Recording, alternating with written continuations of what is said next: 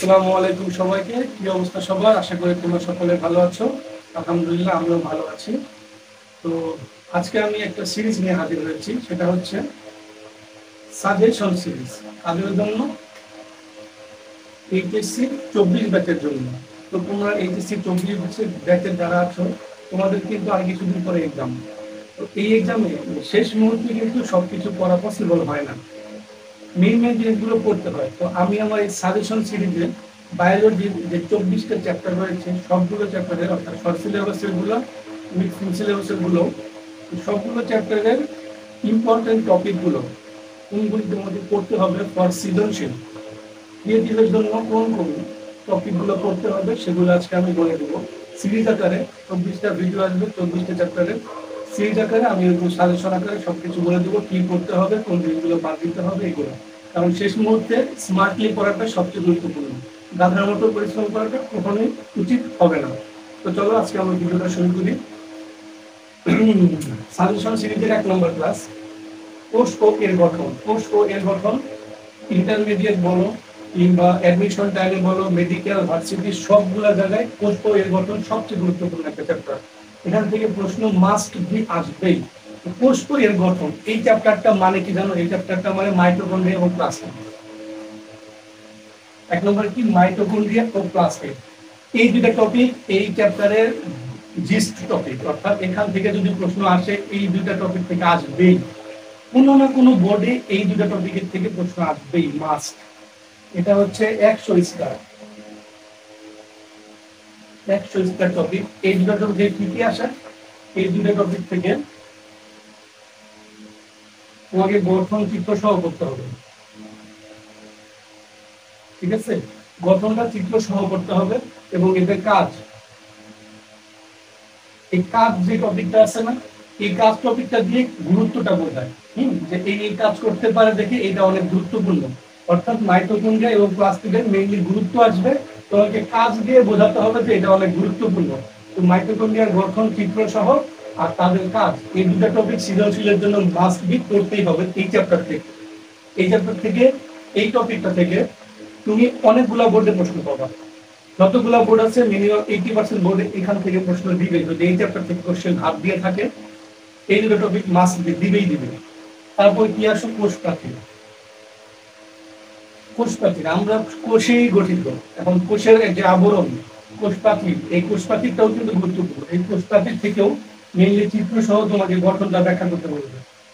মধ্য পর্দা, প্রাথমিক পর্দা, সেকেন্ডারি পর্দা, এই জিনিসগুলো তোমাকে ব্যাখ্যা করতে হবে চিত্র সহ। এটাও আসে, এটার থেকে তুলনামূলক কম আসে, বাট আসে, এটাও গুরুত্বপূর্ণ। দেন আরেকটা গুরুত্বপূর্ণ হচ্ছে কোষ ঝিল্লি। কোষ ঝিল্লি থেকে কি আসবে? একটা জিনিসই আসবে কোষ ঝিল্লি থেকে, কি জানো? Fluid mosaic model.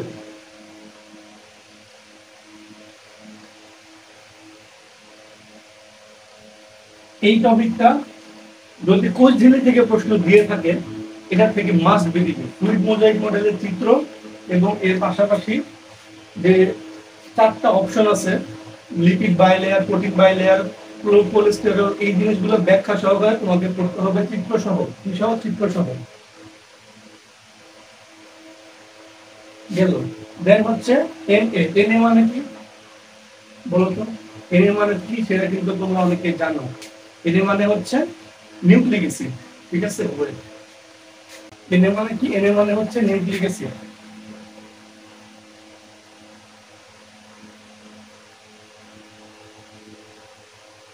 Nucleic acid দুই ধরনের হয়।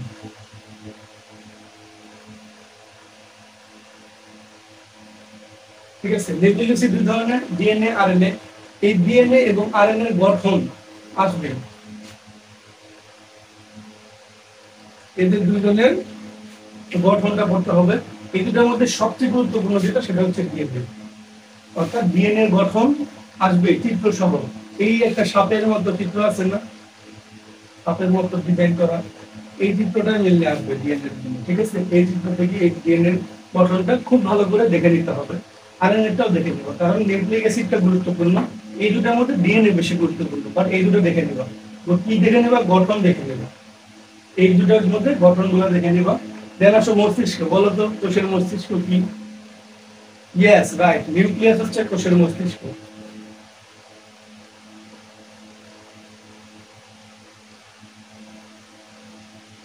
এই নিউক্লিয়াসটাও খুব বেশি গুরুত্বপূর্ণ।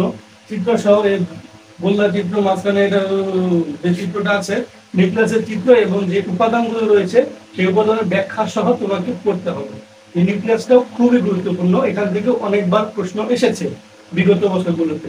তো এই চ্যাপ্টারের মধ্যে সবচেয়ে গুরুত্বপূর্ণ যদি আমি বলি সেটা হচ্ছে মাইটোকন্ড্রিয়া এবং প্লাস্টিড, তারপর যদি বলি সেটা হচ্ছে নিউক্লিয়াস, এন্ড সেটা হচ্ছে তারপর সেন্ট্রাল ডগমা। সিডি, সিডি মানে কি? Central dogma. ওকে,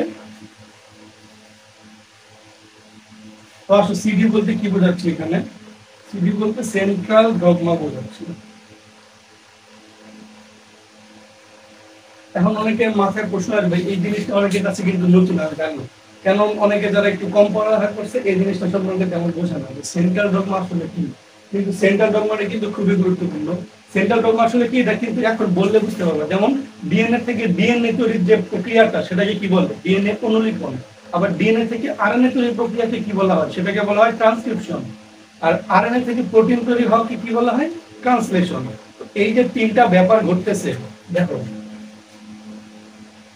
ডিএনএ থেকে ডিএনএ ডিএনএ থেকে আরএনএ, আরএনএ থেকে প্রোটিন, এই যে তিনটা ব্যাপার ঘটতেছে এই তিনটা প্রক্রিয়ার নাম কিন্তু তোমরা সবাই জানো। এটাকে ডিএনএ অনুলিপন বা ডিএনএ রেপ্লিকেশন। ঠিক আছে, ডিএনএ রেপ্লিকেশন।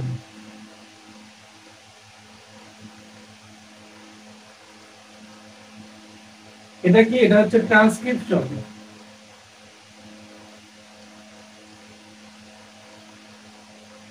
এটা হচ্ছে ট্রান্সলেশন।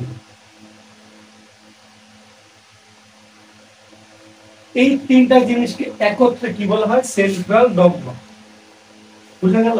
তাহলে সেন্ট্রাল ডগমাটা খুবই গুরুত্বপূর্ণ। এই তিনটা প্রক্রিয়া তোমাকে ব্যাখ্যা করতে বলতে পারে, যে কোনো একটা বলতে পারো যে এই ট্রান্সলেশন বা এই ট্রান্সক্রিপশনটা ব্যাখ্যা করো। সবচেয়ে গুরুত্বপূর্ণ ট্রান্সক্রিপশন। ডিএনএ থেকে কিভাবে আরএনএ তৈরি হয় এটা বেশিরভাগ আসতে দেখা গিয়েছে বিগত বছরগুলোতে। আবার ডিএনএ থেকে ডিএনএ এই রেপ্লিকেশন এটাও বেশি আসতে দেখা গিয়েছে। তো তোমরা যদি একদমই টাইম না পাও বা অনেক কিছু পড়ো নাই, যারা একদমই কিছু পড়ো নাই তাদের জন্য এই দুইটা টপিক বেশি পড়বে, এটা না করলেও চলবে কারণ এটা একটু কম আসতে দেখা গিয়েছে। কিন্তু ট্রান্সক্রিপশন আর ডিএনএ রেপ্লিকেশন অবশ্যই করতে হবে। তো ফাইনাল অফ দা মানে মোরাল অফ দা স্টোরি কি হবে? কোষ ও এর গঠনের মধ্যে তিনটা জিনিস সবচেয়ে বেশি গুরুত্বপূর্ণ। মাইটোকন্ড্রিয়া ও প্লাস্টিডের কম্বিনেশন একটা সৃজনশীল হতে পারে। দেন নিউক্লিয়াসটা মস্তিষ্ক, এটা একটা গঠন ব্যাখ্যা সহ বলতে পারে। দেন কোষ নিউক্লিক অ্যাসিড ডিএনএ আরএনএ, এটা একটা গঠন ব্যাখ্যা করতে বলতে পারে। And central dogma.